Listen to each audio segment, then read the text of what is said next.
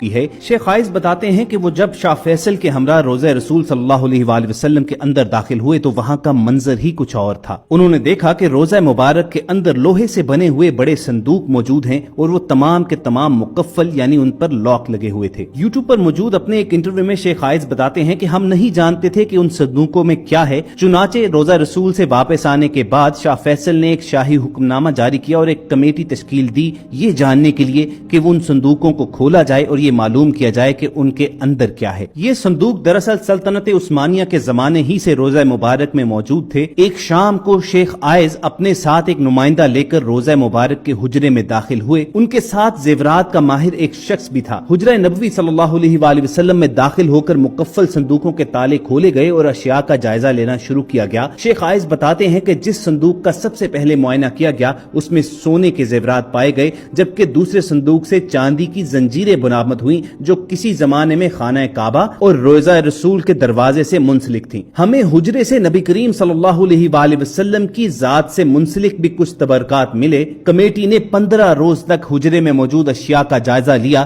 اور بعد ازاں حجرے سے ملنے والے زیورات کو مدینہ منورہ کے میوزیم میں رکھنے کی تجویز پیش کی گئی۔ آج یہ تمام نوادرات مدینہ منورہ کے میوزیم میں رکھ دیے گئے ہیں تاکہ عام لوگ بھی ان کی زیارت کر سکیں۔ خواتین و حضرات، یہاں پر ایک وضاحت نہایت ضروری ہے کہ شیخ عائز بھی اصل قبر مبارک تک رسائی نہیں رکھتے تھے۔ جیسا کہ ہم سب کو معلوم ہے کہ حضرت صلی اللہ علیہ وآلہ وسلم کا وصال ام المومنین حضرت عائشہ صدیقہ رضی اللہ تعالی عنہا کے حجرہ مبارک میں ہوا تھا اور وہیں آپ کی تدفین ہوئی تھی۔ اس کے بعد حضرت ابو بکر اور حضرت عمر رضی اللہ تعالی عنہم بھی وہیں پر مدفون ہیں۔ اس طرح روضہ شریف کے اندر 3 قبریں موجود ہیں۔ اگر آپ کو انٹرنیٹ پر کوئی بھی ایسی تصویر ملے کہ جس میں صرف ایک قبر دکھائی دے رہی ہو تو یہ جان لیجئے کہ یہ تصاویر جعلی ہیں۔ ویسے بھی رسول اللہ صلی اللہ علیہ وآلہ وسلم کی مرقد مبارک کی اصل تصویر دنیا میں موجود نہیں ہے، اس لیے کہ آخری مرتبہ جب کوئی رسول اللہ صلی اللہ علیہ وآلہ وسلم کی اصل قبر مبارک تک گیا تھا تو یہ 550 سال پہلے کا واقعہ ہے۔ وہ حجرہ شریف جس میں آپ اور آپ صلی اللہ علیہ وآلہ وسلم کے اصحاب کی قبریں ہیں،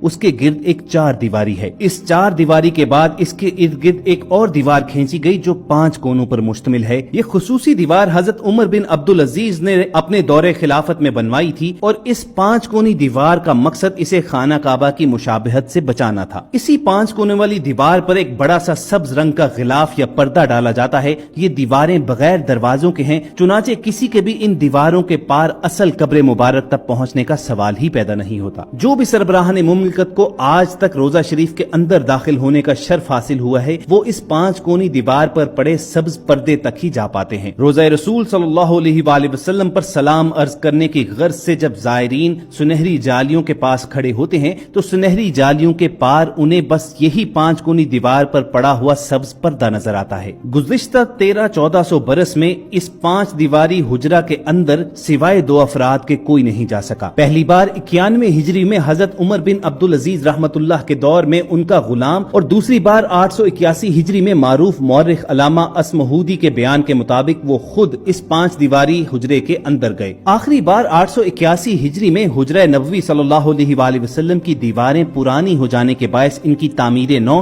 اور ان کی زیبائش و آرائش کرنا پڑی۔ اس وقت نامور مورخ اور فقیہ علامہ نور الحسن اسمہودی مدینہ منورہ میں ہی موجود تھے اور انہیں حجرہ مبارک کی دیواروں کے تعمیر نو کے کام میں حصہ لینے کی سعادت نصیب ہوئی۔ علامہ اسمہودی لکھتے ہیں کہ 14 شعبان 881 ہجری کے دن 5 دیواری کو مکمل طور پر ڈھا دیا گیا۔ دیکھا تو اندرونی 4 دیواری میں بھی دراڑیں پڑی ہوئی تھیں، چنانچہ وہ دیوار بھی گرا دی گئی۔ اب ہماری آنکھوں کے سامنے مقدس حجرہ تھا۔ مجھے وہاں پر داخلے کی سعادت ملی۔ میں شمالی سمت سے داخل ہوا تو خوشبو کی ایسی لپٹ آئی جو زندگی میں کبھی محسوس نہ ہوئی تھی۔ میں نے رسول اقدس صلی اللہ علیہ وآلہ وسلم اور آپ کے دونوں خلفائے راشدین کی خدمت میں ادب سے سلام پیش کیا۔